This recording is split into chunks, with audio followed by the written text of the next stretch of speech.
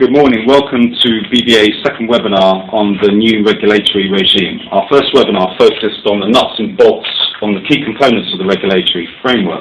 Today's webinar, sponsored by TLT Solicitors, focuses on the impact and the implication of the regulatory regime on both EEA and non-EEA branches of foreign banks. My name is Philip Allen. I'm the Director of Learning at the BBA, and today to discuss these matters I'm joined by presenters Julie Pardy, who's a partner at FSTP, and Emily Brown, partner at TLT.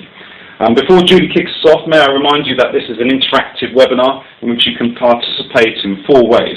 Number 1, by asking questions throughout the presentation.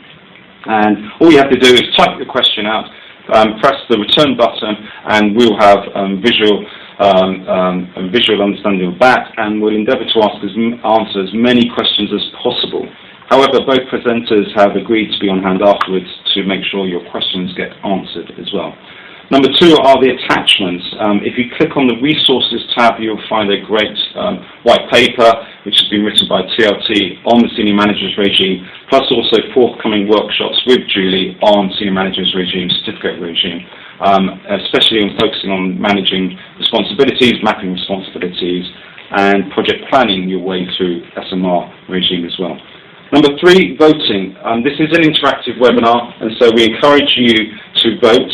We will be placing 3 votes throughout the webinar, of which you just need to click on the options that are available to you, and we'll post those live, those survey results as well.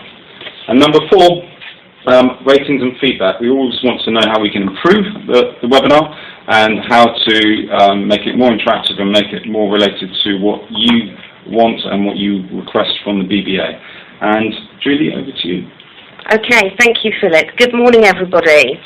Now, with the publication of the most recent paper from the SCA and the PRA in August this year, we've now got a much greater level of clarity around many areas of this new regime.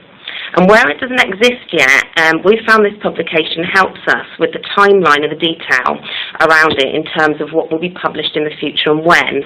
From the last webinar that we ran, we had feedback that you found it quite helpful if we signposted areas in the regulatory papers that we're talking about. So I'm going to refer you as we start at the very beginning just to page 8 of that most recent publication, CP 1510, because that will give you details of the connected work, feedback, further consultation of final rules, and it will give you your timelines for the next couple of years in terms of the implementation of this regime.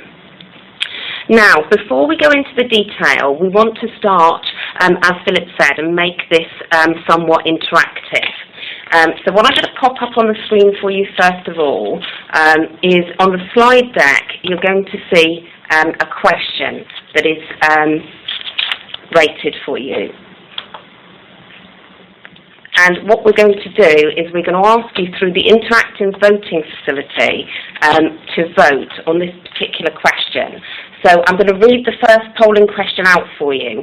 On a scale of 1 to 5, 1 being no progress made, 5 being we're on track, how much progress have you and your organisation made towards meeting your SMR and certification regime requirements? We've triggered that poll, and hopefully you should see in front of you your options 1 through to 5. So I'm going to give you a few seconds to actually consider that, and then what we will be doing is we'll be getting the results and we will be publishing that out so you can benchmark where you are in relation to your peers. The voting is anonymous, so there's going to be no feedback coming through to organisations in terms of individuals and their view on where they are. So just to confirm, if we can have your votes on a scale of 1 to 5, 1 with no progress made and 5 we're on track, how much progress have you made towards meeting your SMR and CR requirements? Okay, we're going to take the results now.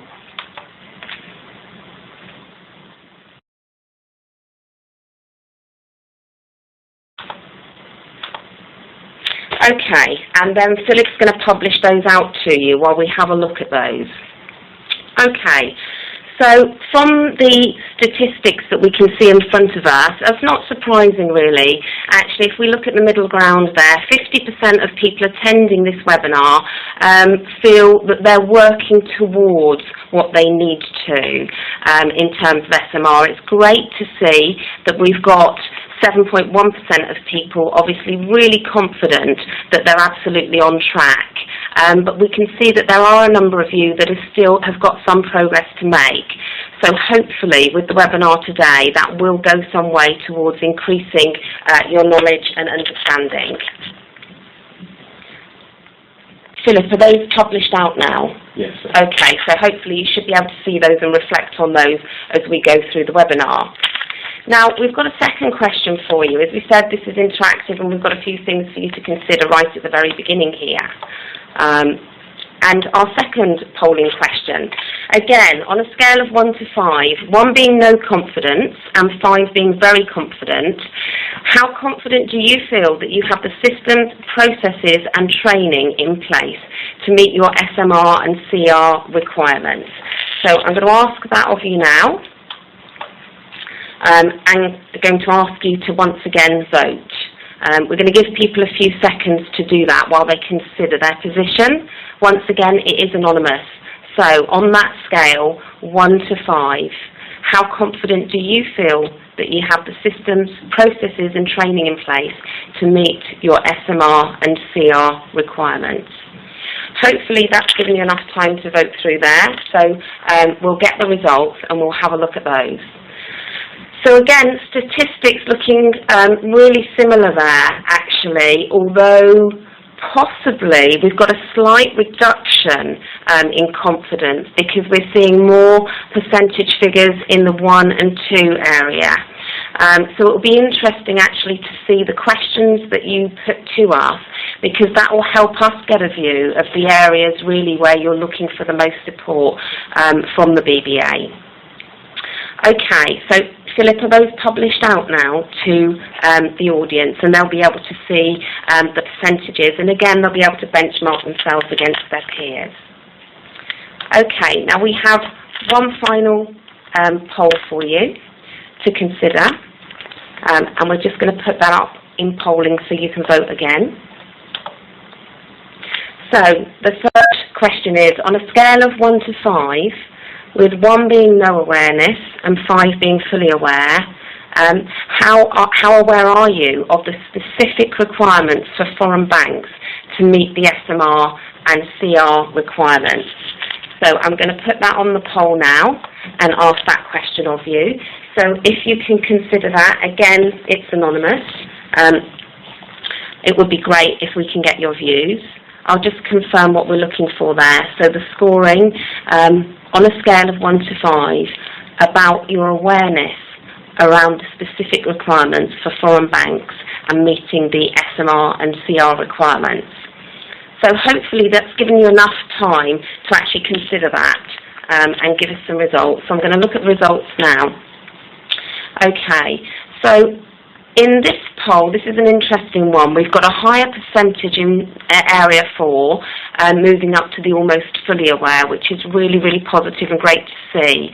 We've got relatively similar figures 1 through 3. So what that tells us is there's still an information piece and an awareness piece that the BBA and its members need to go through. And hopefully, through this process with us today, through the downloadable paper from TLT, and also the additional workshops that Philip's got planned, the BBA can work with you to improve your knowledge. Philip, are you able to publish those results as well so all the delegates can see? Great. So by now you should be able to see those results in detail. So thank you for everybody for voting on those, and we will now move through to the detail of the webinar. So we have an hour today, and the aim is, as you can see, we've got quite a detailed agenda there, and Emily and I will be talking you through the points on those, and as Philip said, we'll be talking latterly through the Q&A sessions as well. So the aim is that we will work through this, and we will aim to get to the Q&A section around about 11:45, but you just have to bear with us on this. But what we would say is that you can post your questions right here and now, and Philip will be working his way through the questions as they come in, and when we get to the end section of delivery of information, then we will be talking as a group about the questions, and what will happen is there will be some segmentation there, so we will take as many questions as we can. We will answer as many, and where opinions are needed, give opinions. If there are areas in the questioning where we feel it's not appropriate to answer them today, or it's a complex scenario, then we will take those offline. As Philip said, we will be here after, and we can engage in email communication with those organisations that need it. So in terms of the agenda that we've got today, you can see what we're going to be covering, and you will have access to these slides after the event to go back and refer to. So at this point, what I would like to do is hand over to Emily Benson, who is going to take us through the next part of the webinar. Thank you, Julie, and welcome to this webinar. I'm going to cover a brief overview of the regime and how it's worked with non-EEA and EEA branches, and talk a bit about the senior managers regime application to non-EEA and EEA branches. Then hand back to Julie for some detail on the certification. Broadly, the regime imposes requirements on three levels. So there's one level which is the requirements that affect senior individuals within firms. Then there's a level of considering the requirements that affect the firms themselves, so there are obligations imposed on the firms by this reform. And finally, there are requirements that affect more junior individuals sitting within the branches. Along with this, there are some specific actions that the regulators ask firms to take, and there are some changes to the law that you should be aware of. So turning firstly to consider the context of these reforms. These are predominantly banking reforms at this stage, and therefore the approved person regime and the SIFS regime remains in place for other firms. So for banks, insurers, credit unions, and PRA-designated investment firms, so those are investment firms that are regulated by the PRA, these requirements are effective from March next year, 2016. There are some obligations that need to be put in place before then, and I'll come on to talk about them. With regard to the senior managers, these are the individuals who will need to be pre-approved by the FCA. So their approval process will look quite similar to what is currently the approved persons process in a number of respects. One of the criticisms made of the approved persons process was that it was a bit of a door in, door out. So once you got approved, you were fine, and once you left, you might have contact with the regulator, but on the way you didn't. And one of the objectives of this regime is to ensure that senior management are subject to much more supervision by the regulator. To this end, the regulator has reduced the types of roles that require pre-approval and produced a specific list of these. All senior managers are, in addition to understanding what their role is, they're going to be required to have a statement of responsibility. So this is an action point you need, is to get these underway in terms of drafting them. The regulator's given guidance that they should be in the region of 300 words, so they don't want to see pages and pages of statements of responsibility. But the challenge for firms is to align these to the responsibilities map, which is something that Julie will talk to in shortly. Senior individuals who hold key roles or have local responsibility for areas require regulatory pre-approval. So the FCA and the PRA have specified senior management functions, both with regard to UK banks, but also with regard to non-EEA banks. EEA banks are have less requirements under this regime, because this is considered very much to be travelling into home state territory, and therefore the FCA just sought to plug the holes in the EA legislation rather than actually gold plate the EA legislation. So for EEA branches and non-EA branches, I hope that what I'm going to talk about will address some of these common areas of misunderstanding. I'm going to be talking basically about the oversight functions, the senior management functions, and then I think Julie will be discussing the significant harm definition in more detail. With regard to just to look briefly at the compliance oversight function and clear something up there, where there is currently a compliance officer who's holding a CF10, then they will be grandfathered across under the new regime. So this is an action point for you to watch out for, that you're still in a place where you can make an approved person application and expect that approved person to be grandfathered through to the new regime. That window's closing pretty soon now, but it is an important quick win for you that you can actually avoid having to make an application under the new regime if you can spot that you need an approved person put in place now. If there is no compliance CF10, then there is a requirement under the regime that for non-EA branches there is clear allocation of the responsibility for compliance. So when you're drawing up your role profiles and when you're drawing the responsibilities maps, that's one of the things you need to tick off and make sure that you've covered.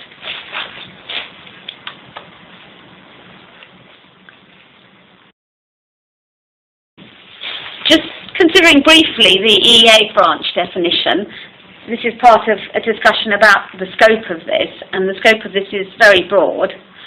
An EA firm that undertakes deposits via a branch in the UK via an establishment passport, so they have a branch that is providing services to customers in the UK and originating accounts in the UK, then that would be within scope. Where an EA firm has permission to accept deposits in the UK, but it's only via a services passport, so it's providing services to customers in the UK, that's not it's not undertaking any activities in relation to a branch in the UK, and it doesn't have an establishment passport. The regime doesn't apply to them. That's probably a pretty small category, but a detailed discussion of passporting, you'll probably be glad to hear, is not something we're going to stop on today. If the EA firm has both the services and an establishment passport, they will be subject to this regime. So I hope that's reasonably clear for you. For the non-EA branch definition, these are firms that are not EA, so they're not under the passporting regime, and they've got a permission here to accept deposits or to deal in investments as principal, and they're PRA regulated, then they will be subject to the scope of this regime. So just recently we've had a paper out, Julie mentioned it, on the overseas branch. The application of this to overseas branches, and the FCA are working quite hard to try and keep this proportional. So they have listened to feedback. They do listen to feedback, and they have dispensed with the overseas branch manager role. They felt this wasn't terribly clear. So they've now put in place, and this is for non-EA branches, the executive director role, which is SMF3. So that's a CF1, that's a director, local director. And then they've got a bit of a bucket role, which is other local responsibility.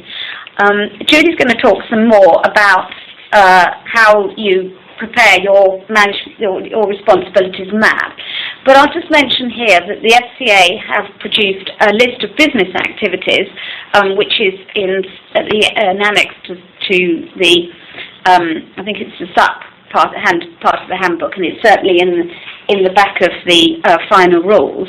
And it's worth using this, and they suggest using this for you to sense check what the senior management roles that you've identified. So if you draw your organogram or your structure chart, and then you go through the business activities just to check that you haven't missed any. And I think the idea is that where there's something missing that you haven't got a name for, you call it other local responsibility. It remains the case that you have to be fairly senior to take on a senior management function. So don't put every man in your branch into the other local responsibilities. They've got to have head up a unit. The test that the FCA applies here, and I think we'll talk about this in a bit, is whether to decide whether local people who are working under direction from head office have sufficient level of responsibility, is whether they are responsible for implementing strategy. So if you're implementing a head office strategy, then you're probably going to have to think hard about being a senior management. The EA branches have a very small number of senior management roles, being the EA branch senior management function, which we've set out here, the characteristics of that function. So this is aligned completely to what I was saying about the roles within the non-EA branch, in that it is somebody who's responsible for a significant business unit. They take decisions relating to that significant business unit. Now, it's not limited to the most senior individual responsible, but it's whether they have responsibility further down the chain or locally. The governing functions don't apply to EA branches, and the branch manager doesn't need pre-approval unless they also have a significant responsibility for a significant business unit. And the individuals currently performing CF29 don't necessarily grandfather over. You need to be aware that if you hold a top-up permission, for example, CAS, then you will need the EA branch senior management function in your branch. CAS is in fact a significant harm function, as Julie will explain later. The FCA have set out a list of 12 prescribed responsibilities for non-EA branches. So these are foreign banks that are not working under a passport. And those responsibilities all have to sit with somebody who's going to be a senior manager.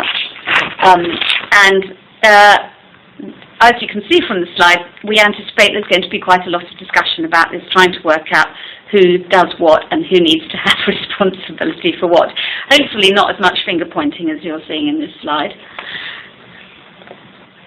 I've listed here for you, I hope reasonably clearly, the summary of those functions. So under the FCA, the EEA branches, there's no gold plating, so you've got the EA senior branch manager, as I just mentioned, and the money laundering reporting officer. So that's pretty limited. For the non-EA branches, the possibilities are the executive director or the other local responsibility, and then compliance oversight and the money laundering reporting officer. And it's not necessarily the case that you have to have a compliance oversight if you've got clear allocation of the roles. The PRA functions are the Chief Finance Officer, the Chief Risk Officer, the Head of Internal Audit, the Group Entity Senior Manager, and the Head of the Overseas Branch. So you can see that in the case of the PRA, they've actually prescribed more responsibilities, although some of these are optional depending on the structure that you have in place. So I'm just going to hand over to Julie now to talk about responsibility mapping. Thanks, Emily. Thank you for that. Really, really helpful. Okay, so responsibility mapping. Let's just clarify a point on here, and it is a question that's raised quite often. So the allocation of responsibilities does not apply to EEA branches. It only applies to non-EEA branches. So if we have that as the basis for this discussion, why have the regulators introduced this concept? Well, it's really around both regulators looking to ensure that there is clear accountability. Emily talked earlier about why SMR is coming in, but this is about accountability within firms for each element of the regulated business for which they're responsible. So it really does make sense that firms undergo a process whereby they actually look at the responsibilities and who they belong to. Now, in order for firms to undertake this type of process, there are a number of key steps that they really need to go through. There's some really helpful notes, we feel, that are in that latest feedback statement, and you can find those on page 19, but I'm just going to talk you through those. So, firstly, consider what activities, business areas or functions are performed by your branch, and therefore which prescribed responsibilities will be relevant to you. You've then got to look at the individuals that need to take up functions from within 2 to 19. Now, for this group, you need to allocate the prescribed responsibilities to at least one senior management function. Now, with all of those prescribed responsibilities that exist, that Emily referred to earlier, you've got to be sure that every one of those is allocated. There can't be something that is missing from there. But there's also another step here where you need to look at the individuals that have local responsibility and consider any other activities, functions or business areas that they might be responsible for. And obviously the obvious thing that the regulator always says is if it's not written down, it didn't happen. There's this piece here around recording the allocation of responsibilities, and that moves down to the individual statements of responsibility that Emily talked about earlier, where the regulator had given guidance that these shouldn't really be more than 300 words long. Okay, so on that first piece there, these are just some questions to consider. We're not asking you to vote on these, and we're not asking you to give us any particular feedback, but we just want to pose these questions to you for consideration. So am I on track? If I'm not, what am I and my business going to do about it? Are we clear as to who should be holding what within the branch? If not, what are we going to do and how are we going to find out that information? And is there this clarity within my organisation about this allocation of responsibilities? And again, if not, what do you need to do to actually achieve that clarity and move forward on this? Okay, now let's move on to the next area that we're going to consider, and it's the certification regime. And what I want to do is just look at what it is, why it's been introduced, and then we'll look at the territorial scope of the application of this particular element. So, we should all know by now that the certification regime is a new regulatory requirement, and in essence it just brings in greater accountability from a regulatory perspective for firms, but at an individual level, because it's seeking to achieve a number of things. It's seeking to basically expand the numbers and the type of individuals that are covered and are accountable. Interestingly, it passes responsibility from the regulator, in some instances, to the firm for the certification and management of individuals that fall within the definition of the roles covered. It removes the requirement for regulatory pre-approval for some roles, and I know there's been much feedback to the regulator on this and debate. A good example of that would be your CF30, so your advice givers, your investment managers, they will no longer need regulatory pre-approval because they're going to come under your certification regime. The other thing to consider here, and it's something that a lot of firms do already, but not everybody, it passes the requirement that firms assess individual suitability not only at the point of recruitment, but actually on an ongoing basis as well. So, if we look at the territorial scope of the certification regime, there's a lot of words on that slide, and I'll leave you to read those through. I won't read them for you, but there's a couple of points that I want to make. As you may be aware, the primary test of whether an individual is captured within the certification regime is whether they're performing what is described as a significant harm function, as described by the PRA or the FCA. Now, the territorial scope adds an override to this. Now, let me give you an example.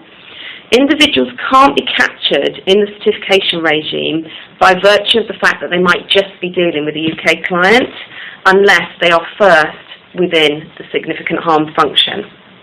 Now, in terms of the definition of a client in the UK, basically what the regulators laid out for us is that they are a client in the UK and classified as such if they're present in the UK at the time that contact takes place. A client doesn't have to be permanently resident to be a UK client for the purposes of this particular regime. I know an awful lot to get your heads around, but we felt it was worth pointing out for you. Now, with regards to, we've talked about these significant harm functions, and what I want to do is take a moment before I go through this slide to just reiterate some categorisation here. So what I'm going to do is look at 4 categories. So, significant harm function under this new piece of legislation, significant management in relation to the UK branch only, material risk takers. Now, these are members of staff that are subject to the remuneration code as laid out in 619D. Functions requiring qualifications. Now, in order to understand this one, you need to look at individuals performing roles that are covered in TC Sourcebook 1.1.1. Now, that gives you typically the types of roles that are covered, usually advice giving and usually with qualification requirements. But don't get confused here, because by referencing this to understand who our people are does not switch on UK qualification requirements for the role, as the home state qualification requirements will apply. However, should you decide that you want people in those roles to take UK qualifications, then that's an over and above, and that's absolutely fine. The final one is CAS oversight. So under the new accountability regime, the CAS oversight rule is included in the significant harm function for UK relevant firms and non-EEA branches. Okay, so let me walk you through the key implications as you see here. So CF30s that are already registered will no longer be pre-approved by the FCA, and the responsibility for assessing fitness and propriety for these individuals will actually sit at firm level, not at regulatory level. The certification regime that you will be expected to implement will be an annual process, and people will not just be checked at outset. This means that fit and properness is not only needed at the point at which you employ somebody, it is really that annual process. And under the application of prescribed responsibilities that we touched on briefly earlier, one individual will have to take up the responsibility ZB, and that is the responsibility for the branch's performance of his obligations under the employee certification regime, and is both a PRA and an FCA requirement. So a number of implications there for you to consider. Okay, so on the certification regime, again, these aren't questions that we're going to ask you to poll, and these aren't questions that we're going to ask for answers from here and now, but we want you to consider these. Who's going to, within your organisation, take responsibility for the certification regime? Has that been identified at the current time? If not, how are you going to achieve that? What area of the business is going to be impacted by the change on here, and what will we need to do differently to accommodate it? What types and size of populations will come into this approvals process? Now, this is a really important point. Firms will have an experience of dealing with CF30s, and CF30s being part of an approval process. If you have mortgage advisors within your branches that are giving advice, they won't have been part of a regulatory regime like this before. So you could have populations that aren't used to this. So we ask you to consider that. That may well have an impact on the terms and conditions of which your employees are taken on. And the other couple of things are around what changes are you going to need to make, and what things will you need to do differently in your recruitment process. So have you engaged HR in your project team? Are they part of the process to help you towards achieving the senior management regime? Now, I don't know whether you've had it at your end, but we've had a blip at this end where we've lost screens and slides, but they're all back on now. So hopefully, if anybody's having problems, will you please just drop us an email, drop us a question to tell us that you've got an issue with the slides. Ours are back on now, so sorry for hesitating for a moment. I lost everything. Okay, let's have a look at the conduct rules and have a look at where we are with these. So the new regime brings us scope and context for a new set of enforceable conduct rules for our incoming branches. The rules will replace the existing APA principles and guidance which currently is applied to approved persons. Now, within this element of the webinar, we're going to look at the scope and application of these new rules. And really the challenges are arising because we do see quite some challenge in the training out of this particular area, specifically around the fact that the conduct rules apply to so many and the training has to be role relevant, which I think in itself makes it quite a challenge for firms. Okay, so with regards to the new conduct rules, let's go and look at where we are now and then where we need to be. So we all know that currently there are 7 statements of principle under the approved persons regime. At the current time, the existing statements of principle 1 to 4 apply to all approved persons, but principles 5 to 7 only apply to your significant influence function. Now, what's going to happen is that these are going to be replaced by a two-tier system of conduct rules. Now, the first tier, which will have 5 rules that you will have seen in the consultation papers, actually applies to the wider population. And then the second tier is a set that apply very specifically to those senior management. As you'd expect, the regulator is trying to achieve here is that they want to focus on honesty and integrity, skill, care and diligence, and basically the wider population having due regard to customers' interests. When you move up a level and we look at the senior management, then what the focus is around is effective control, meeting regulatory requirements, and disclosing information as relevant to the regulator. Now, a couple of points just to finish off on this piece here is that it's, from a conduct perspective, it's the PRA and the FCA proposing that the conduct rules apply to the senior managers and the respective certification regime populations. But when we look at the wider workforce, it is the FCA proposing to apply the conduct rules, as you would expect from our conduct regulator. So, in terms of this, what training is required and what challenges really does this bring an organisation? Well, I think there's a number of things to consider here with regards to the conduct rules. We've got a couple of notes here around staff being trained and it must be relevant to role. However, there's some pieces I think that sit before you do that, and that's firms ensuring that those to whom the rules apply are notified that actually the rules apply to them. Then the firms taking reasonable steps to ensure that there is an understanding of how the rules apply and the implications and what that means to the individual should those rules not be adhered to. Then there's a requirement around suitable training that should be delivered to those who are subject to the rules. And then the firm ensuring that those affected understand how the rules apply to them. And I think that's why the regulator made a specific point around the training should be role relevant, so everybody's not just sheep-dipped through a process. Okay, so again, with regards to the questions for you to consider, let's have a think about, do we know what our population is to whom we're going to apply our conduct rules?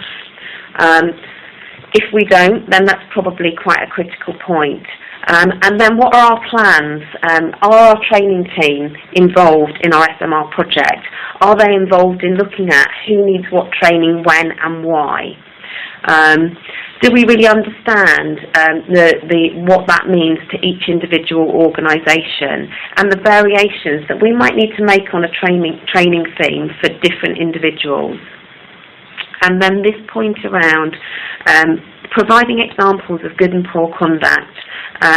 Now, what you will find in the new rulebook, COCON, is actually some really good examples of good and poor conduct that actually probably could be used within an organisation to help train and embed knowledge. So we would suggest that you have a look at that in some detail and refer your training teams to it.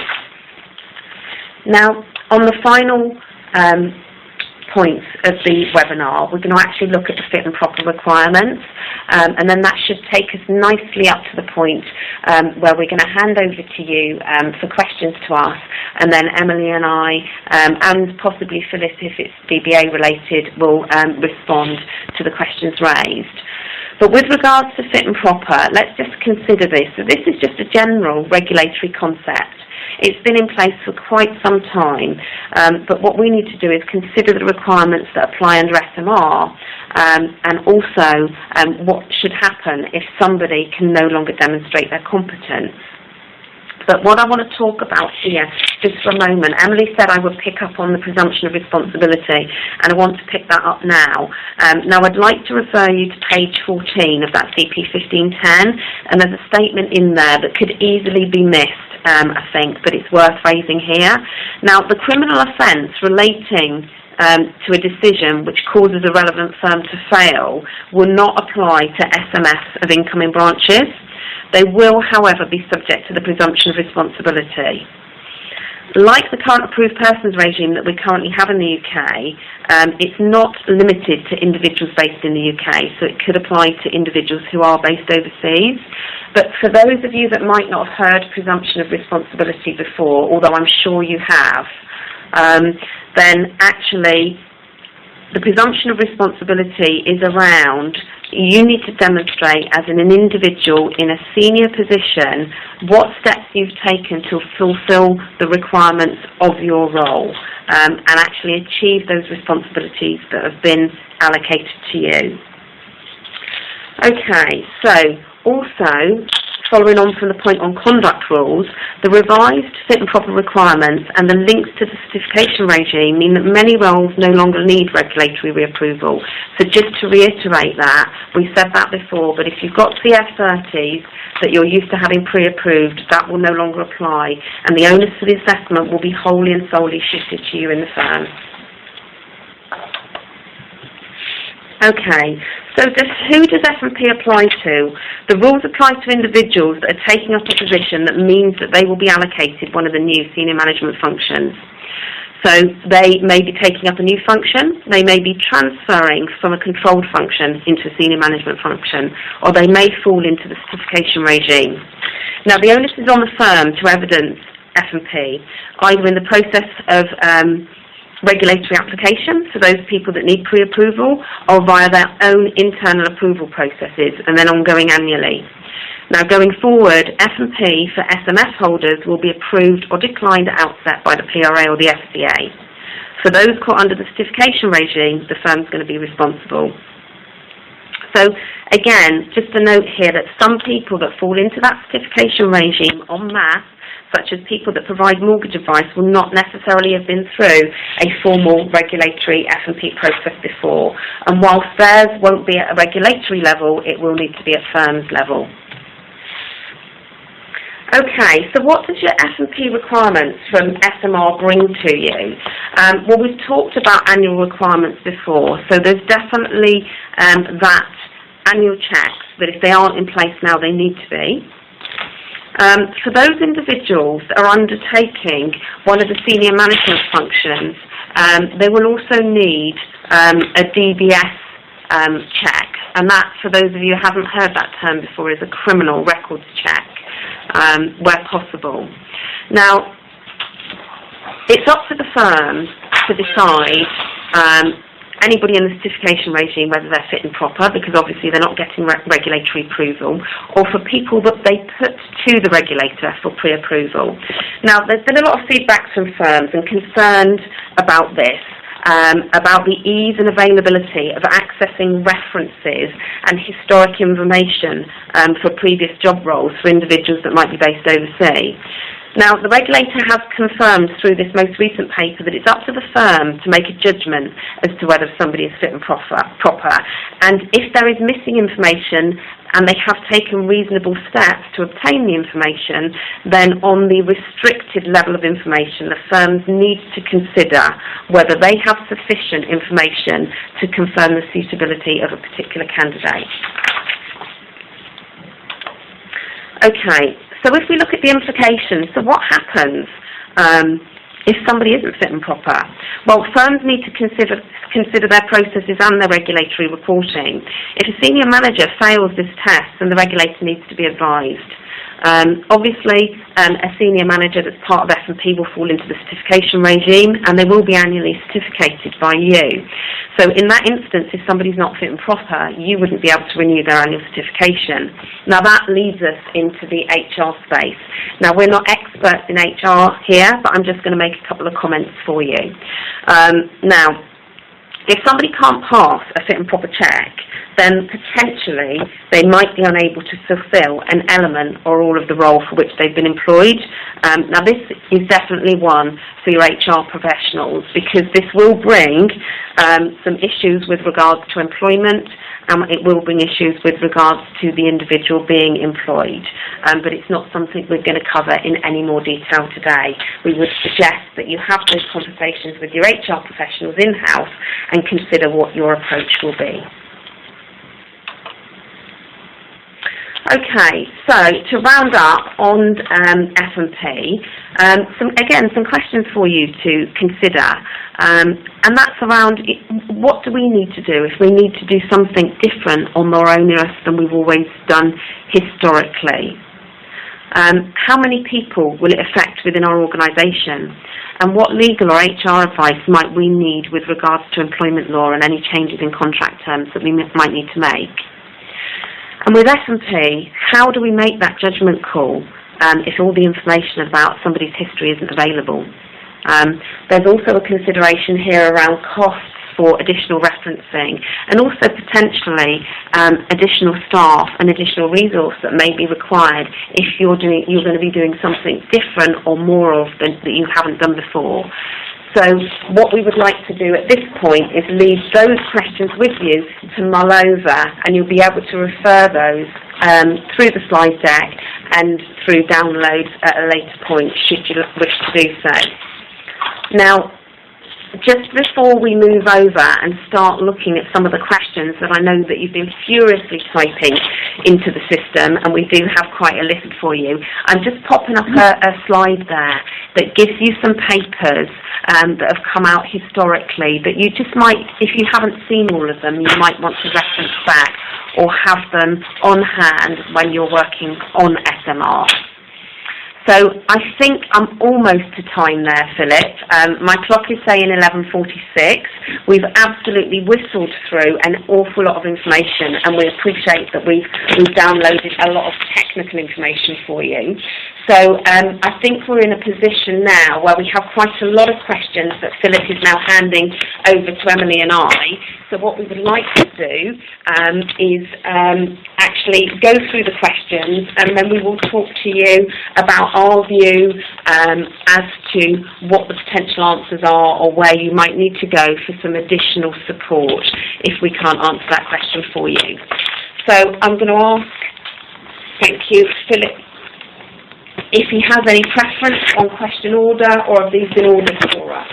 Yes, so the top ones, Julie and Emily, are key priority questions that came in the first 5 minutes of the webinar from a number of organisations. And the bottom ones are just around the conduct rules as well. So if we just take the top one on there on your screens, and some of them are very detailed questions, so please forgive us if we probably answer it in full offline to yourselves individually. The questions that you pose are anonymous and will not be, your name and details will not be shared with any of the other attendees as well on this call. What we will do is that we'll post a PDF as an attachment to anybody who downloads or attends this webinar, so that you have full written answers to your questions. So yeah, far away please, Emily and Julie. So the first question is about understanding which entities the SMR and the certification regime apply to. And there's another question which looks like it's got the same point in it, which is whether non-EEA branches that have UK registered companies are within the regime. So the sort of questions you need to ask yourself is, first of all, is this entity actually carrying on regulated activity?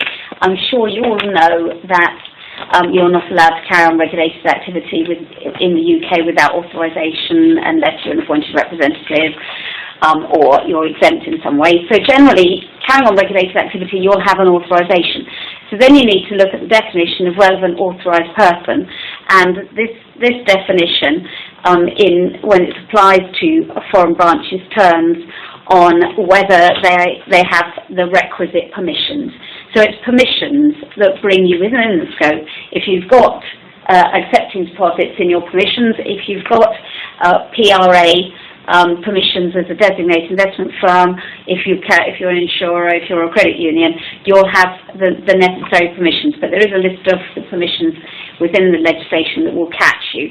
So I think that also applies to UK registered companies who may not have permissions, and if they don't have permissions, they're not authorised, then they're not going to be a relevant authorised person. I love people who ask me to get my crystal ball out from under the table and wave my hands over it. Do I expect the FCA and the PRA to expand this regime to all firms in due course? the regulator takes the view, and I'm sure you've heard it from the regulator, when they roll out a really good standard, they say, this applied to you all along. This has always applied to you. Didn't you get that bit? You were required to have adequate systems and controls. So, no, they're not going to expand this regime to all firms in due course. They expect you to be meeting these standards now. So, I think that the formality of the regime, some of it's a bit specific to banking, for example, causing an institution to fail. I can't see they're going to bring in an offence of causing an IFA to fail, but they will expect to see the sort of clarity of roles and responsibilities, the clarity of understanding of obligations within the firm are definitely like something that they'll be holding other firms to account for. Presumption of responsibility, that comes out of a piece of legislation, and I think that would require further legislative input to widen that out. And it's quite on the spectrum of requirements imposed on approved persons, directors, etc. It's quite draconian. So I think it would be quite a long time, and it would probably get quite a lot of parliamentary headwind if you tried to apply it across the financial services industry. As regards when, that really is above my pay grade, I think, really. So, as I said, I think you may hear regulators expound the joys of this regime, even if you're not a bank. So, can I just pick up on one point there? Yeah. Just because I think this is a really interesting one, and I'm absolutely with you on actually who knows, to be honest. However, I think there is, with some of the firms that we work with, there's an interesting watching eye on this, because effectively in the investment advice and the mortgage advice space, you've effectively got a two-tier system coming in. So if I am that CS30 in an investment firm, I need regulatory pre-approval, whereas if I am a CS30 now in a bank going forward, I'm not going to. I'm going to be part of the certification regime. If I'm a network, my mortgage advisors are not sitting under any kind of certification regime whatsoever, whereas actually in a bank or a building society they are. So I think there's an interest from some as to how that's going to play out. But yeah, that's an excellent point. Is that the regulator will have an appetite to iron out inconsistencies at specific levels within organisations. So what's the position where a branch has in functions, e.g. investment research or marketing materials? Well, we're talking here about a branch. So if you're not falling in one of those lists of SMR functions that apply to branches that I have in my slides earlier, then you're not SMR. But you might be caught by the other local responsibility function with regard to research. And for this, I would look through to the business activities list in the annex to SUP. Now, the non-EA branches, they are the only ones who have the other local responsibility function. So it would only be possibly the head of investment research. This turns on whether you implement head office strategy and whether you are head of a business unit. In fact, investment research, when it's generic, it's not doesn't create risk for customers if it's generic research and balanced as such. So I think it's quite possible that you might take the view that you don't create a significant risk for customers, but it might depend on how your research is disseminated and how it's used within the firm. So that's a few of the considerations that you should think about. Right, moving on to the next question. We had a really, really interesting question come in. Sorry, not that everybody's questions weren't interesting, but it was a huge question. And it had lots of elements to it. And I wanted to pick up on a couple of these. And it was around certification regime, and we're having difficulties on what kind of criteria we should set, or the regulators are expecting, for the certification of employees. Do we need to set specific qualifications? years of experience for a job or past performance. And I want to pick up on that qualification piece in certification. So think about the role that the individual does. Think about what we said about TC and which roles have qualification requirements in the UK. Now, you'll have equivalent requirements in home state, and our UK qualification requirements don't trump home state ones. However, you may want to look at that list and choose to apply different qualification requirements should you need to do so. So that's one on that. You've also asked about, in the same question, and I think we won't even finish this question because I appreciate running out of time, but on the question of notification, which is something we haven't touched on in any detail, the requirement is to notify within 7 days, and the requirement is to notify in respect of suspected breaches. So the regulator wants a light touch notification of suspected breaches, which they expect you then to investigate and provide a fuller notification. At the year end, what you're required to document is where the breach has been identified and it's been found that a breach has it's been investigated and it's found the breach has occurred, or where the breaches are ongoing. So I think that when you're doing your annual fitness and propriety assessment, you only need to document. You don't need to document everything that's been looked at through the whole year, but I think you should be pulling that within it. And the grandfathering, the deadline, the grandfathering applications have to go in February. It's the 8th of February, I think, is the deadline for grandfathering. But that is a mammoth question, so thank you for the individual that posted that one. We've got loads more questions, but we'll be given the need to finish very shortly signed by Philip here. So what I think we will do is we will take all of the questions that you so very kindly posted to us. We'll take them offline and we will look at those and we will post out some responses to them. We'll create one document with our views on each of those and then pop those in the resources section of this webinar. But at this point I better hand back over to Philip and thank you all for your questions and your attention.